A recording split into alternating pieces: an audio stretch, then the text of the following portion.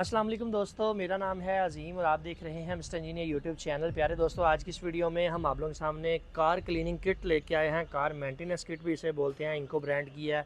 इसकी खास बात यह है कि इसकी मदद से आप अपनी कार को बड़े ही आसानी से वॉश कर सकते हैं, क्लीन कर सकते हैं।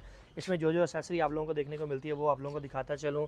ये एक सॉफ्ट सा आपको जनाब एक क्लीनर देखने को मिलता है, जिसकी मदद से आप अपनी कार के ऊपर शैम्पू वगैरह लगाकर उसको अच्छी तरह से वॉश कर सकते हैं।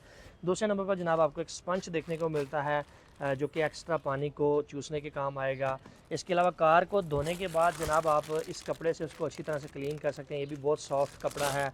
अगर आप बात करूं टायरों की कि टायरों को किस तरह से साफ़ करना है, तो इस ब्रश की मदद से आप अपने टायर्स को अच्छी तरह से क्लीन कर सकते हैं।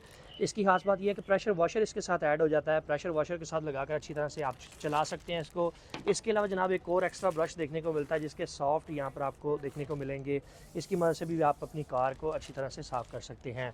अगर बात करूँ इस किट की प्राइस की, तो जनाब इसकी अभी मौजूदा प्राइस 4500 रुपये चल रही है। स्मार्ट ईशॉप.pk से जाके आप इसको परचेज़ कर सकते हैं।